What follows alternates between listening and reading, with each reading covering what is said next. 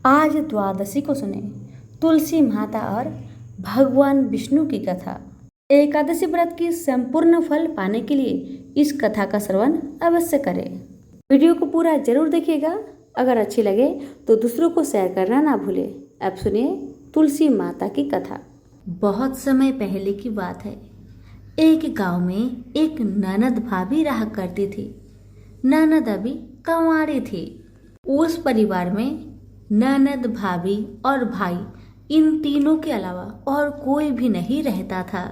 भाभी तो कभी कोई पूजा पाठ करती ही नहीं थी और ननद हर रोज तुलसी माता की पूजा किया करती थी, उनकी बड़ी सेवा करती थी।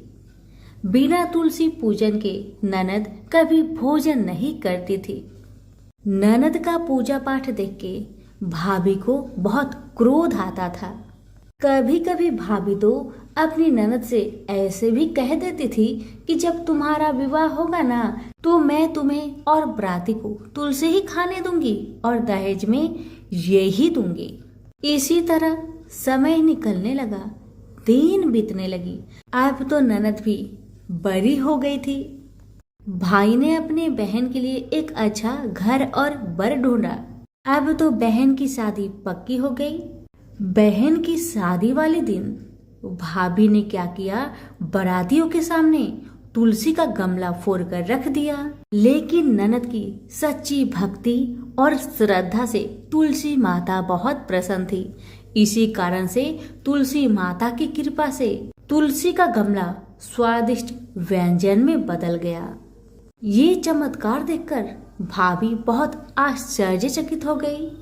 लेकिन फिर भी उसका आदत नहीं गया। उसने फिर क्या किया, अपने ननद को गहने के बदले में तुलसी की मंजरी पहना दी। लेकिन तुलसी माता की कृपा से वह मंजरी भी सोने के आभूषण में बदल गए। ये देखकर भी भाभी बहुत हैरान हुई, मगर फिर भी अपनी करतूत करनी न बंद किया। उसने फिर वस्त्रों के स्थान पर तुलसी का जनेऊ रख दिया। लेकिन तुलसी माता की कृपा से वह तुलसी का जनेऊ रेशमी और सुंदर वस्त्र में बदल गया। ननद की भाभी बहुत पापिन थी, इसलिए तुलसी माता की महिमा को न जान सकी। भाई ने अपने बहन को बड़े प्यार और आदर के साथ विदा किया। बहन ससुराल में गई। ससुराल वाले उसके दहेज आदि के बारे में बहुत बड़ाई करने लगे। जब ये बात भाभी को मालूम हुई तो उसे बड़ा आश्चर्य हुआ और तुलसी जी की पूजा का महत्व उसको समझ में आ गया। भाभी की एक लड़की थी।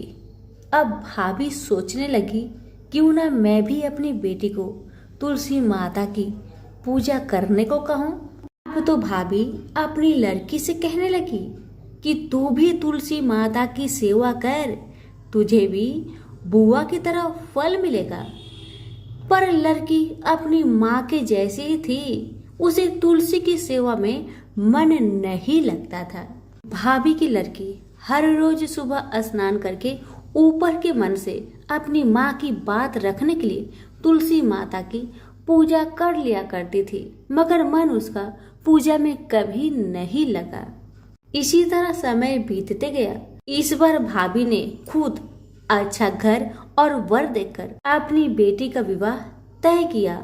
और जब विवाह का समय आया तो भाभी ने सोचा, जैसा व्यवहार मैंने अपनी ननद के साथ किया वैसा ही व्यवहार मैं अपनी बेटी के साथ करूंगी, क्योंकि मैंने जो ननद के साथ व्यवहार किया उसी व्यवहार के कारण ननद को इतनी इज्जत मिली थी। क्यों ना मैं भी अपनी लड़की के साथ वैसा ही व्यवहार करूं। अब जैसे ही बाराती वाले आए, भाभी ने तुलसी जी का गमला को फोड़कर बाराती के सामने रख दिया। परंतु इस बार मिट्टी मिट्टी ही रही। मंजरी व पत्ते भी अपने पूर्व रूप में ही रहे तथा जनेऊ भी जनेऊ ही रहा। सभी बाराती भाभी की बुराई करने लगे। ससुराल में भी लड़की की और उसकी माँ की बहुत बुराई हो रही थी। भाभी को अपनी ननद से बहुत जलन होता था। इस कारण भाभी अपनी ननद को बहुत कम ही घर पर बुलाया करती थी, पर भाई अपने बहन को बहुत मानता था। भाई ने एक दिन सोचा, बहन की शादी किए हुए बहुत साल हो गए, क्यों ना मैं अपने बहन से मिलकर आऊं, उसके ससुराल जाऊं। अब भाई ने अपनी इच्छा अपनी पत्नी को बताया। पत्नी से कहा, कुछ सौगात ले जाने के लिए कुछ दो। बहन का घर जाऊंगा, खाली हाथ कैसे जाऊं, कुछ हो तो मुझे दो। भाभी ने क्या किया, गुस्से से ज्वार एक थैले में भरकर कहा, लो इसी को लो और अपनी बहन के घर ले जाओ। मेरे पास और कुछ नहीं है, यही है, इसी को ले जाओ। बेचारा पति दुखी मन से चल दिया, वही ज्वार भरे थैले को लेकर, और मन ही मन में सोचते जा रहा था, भला कोई भाई अपने बहन के ससुराल में ज्वार ले जाता है। यही सोचते सोचते भाई बहन के ससुराल की तरफ जा रहा था। उसने सोचा, ये ज्वार बहन के ससुराल ले जाऊंगा तो लोग क्या कहेंगे, क्यों ना मैं इसे गाय को खिला दूं। भाई जब बहन के नगर के समीप पहुंचा और उसने एक गौशाला में गाय के सामने ज्वार का थैला उलट दिया। ज्वार को उलटता देखकर तब गौपालक ने कहा, ए भाई तुम ये क्या कर रहे हो, सोना मोती गाय के आगे क्यों डाल रहे हो। भाई ने जब नीचे देखा तो सचमुच हीरे मोती सोना चांदी जगमगा रहे थे। भाई ने तुलसी माता के चमत्कार को जान लिया और जोर जोर से तुलसी माता की जयकारा लगाने लगा और सारी कहानी उस गौपालक को बताया। सोना चांदी हीरा मोती थैले में भरकर बहुत प्रसन्न मन से अपने बहन के घर गया। बहन भाई को देखकर बहुत प्रसन्न हुई और अपनी भाई की बहुत आवभगत की। भाई ने अपनी बहन के सास ससुर से आज्ञा लेकर अपनी बहन को घर लेकर आया और रास्ते में सारी कहानी बताते आ रहा था कि कैसे भाभी ने ज्वार भरकर थैले में दिए थे और तुलसी माता की कृपा से कैसे ये ज्वार हीरे मोती सोने चांदी में बदल गए। भाई को तुलसी माता का महिमा पता चल गया था। अब भाई और बहन घर आकर अपनी भाभी को सारी कहानी बताते हैं और तुलसी माता की महत्व को समझाते हैं और पूजन करने का फल उसे भी बताते हैं। अब तो भाई और भाभी और उसकी बेटी तीनों जन मिलकर हर दिन तुलसी माता का पूजन किया करते थे और तुलसी माता भी उनके पूजन से प्रसन्न होकर उनके घर में अन्न धन के भंडार भर दिए और भाभी की बेटी को भी अच्छा घर और वर मिला। तो सभी मिलकर बोलिए, तुलसी मैया की जय हो। एक बार भगवान विष्णु जी शेष नाग पर बैठे बैठे बोर हो गए और उन्होंने धरती पर घूमने का विचार किया।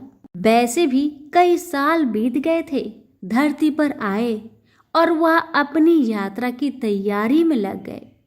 स्वामी को तैयार होता देखकर लक्ष्मी माँ ने पूछा, आज सुबह सुबह कहाँ जाने की तैयारी हो रही है। विष्णु जी ने कहा, हे लक्ष्मी, मैं धरती लोक पर घूमने जा रहा हूँ। तो कुछ सोचकर माता ने कहा, हे देव, क्या मैं भी आपके साथ चल सकती हूँ। भगवान विष्णु ने 2 पल सोचा और फिर कहा, एक शर्त है, पर तुम मेरे साथ चल सकती हो। तुम धरती पर पहुंचकर उत्तर दिशा की ओर बिल्कुल मत देखना। इसके साथ ही माता लक्ष्मी ने हाँ कहकर भगवान के साथ चल पड़ी। सुबह सुबह माँ लक्ष्मी और भगवान विष्णु धरती पर पहुंच गए। अभी सूर्य देवता निकल रहे थे। रात बरसात होकर हटी थी, चारों ओर हरियाली ही हरियाली थी। उस समय चारों ओर बहुत शांति थी और धरती बहुत ही सुंदर दिख रही थी और माँ लक्ष्मी मंत्र मुक्त होकर धरती को देख रही थी और भूल गई कि पति को क्या वचन देकर आई है और चारों ओर देखती हुई कब उत्तर दिशा की ओर देखने लगी, पता ही नहीं चला। उत्तर दिशा में माँ लक्ष्मी को एक बहुत ही सुंदर बगीचा नजर आया और उस तरफ से भीनी भीनी खुशबू आ रही थी और बहुत ही सुंदर सुंदर फूल खिले थे। यह एक फूलों का खेत था और माँ लक्ष्मी बिना सोचे उस खेत में गई और एक सुंदर सा फूल तोड़ लाई।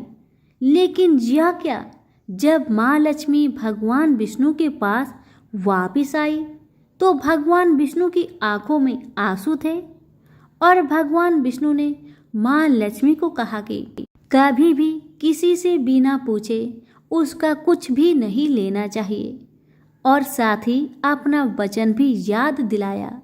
माँ लक्ष्मी को अपनी भूल का पता चला तो उन्होंने भगवान से इस भूल की माफ़ी मांगी। तो भगवान विष्णु ने कहा कि जो तुमने भूल की है उसकी सजा तो तुम्हें जरूर मिलेगी।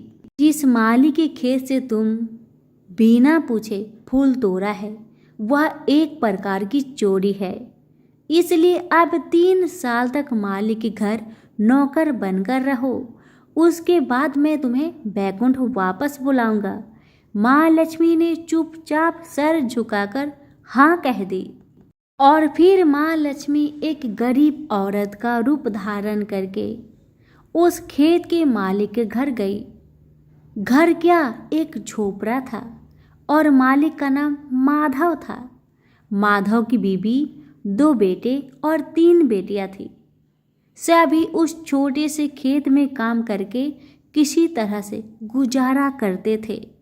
माँ लक्ष्मी जब एक साधारण और गरीब औरत बनकर जब माधव के झोपड़े पर गई तो माधव ने पूछा, बहन तुम कौन हो और इस समय तुम्हें क्या चाहिए?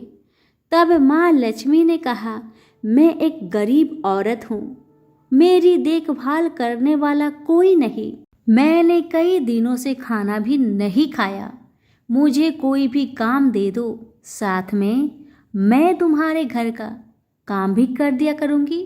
बस मुझे अपने घर में एक कोने में आसरा दे दो।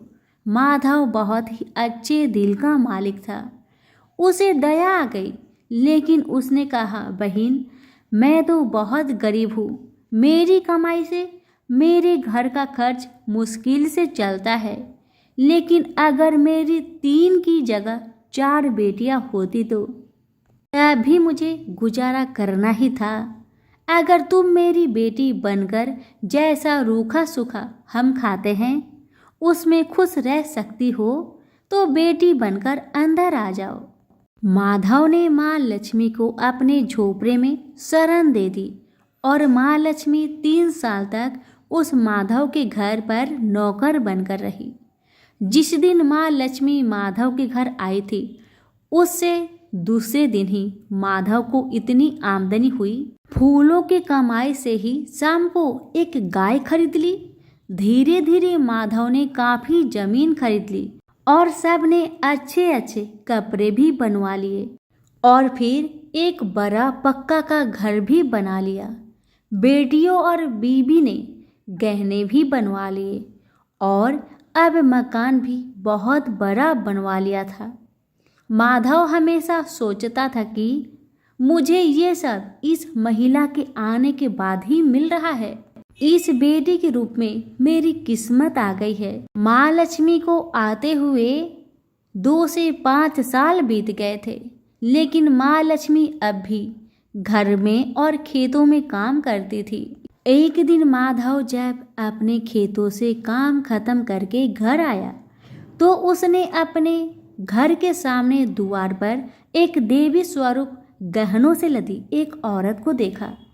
ध्यान से देखकर पहचान गया, अरे यह तो मेरी मुंह बोली चौथी बेटी यानी वही औरत है, और पहचान गया कि यह तो माँ लक्ष्मी है। अब तक माधव का पूरा परिवार बाहर आ गया था और सब हैरान होकर माँ लक्ष्मी को देख रहे थे।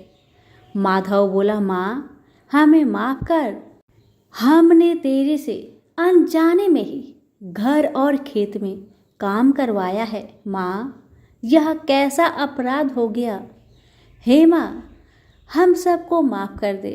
अब माँ लक्ष्मी मुस्कुराई और बोली, माधव तुम बहुत ही अच्छे और दयालु व्यक्ति हो।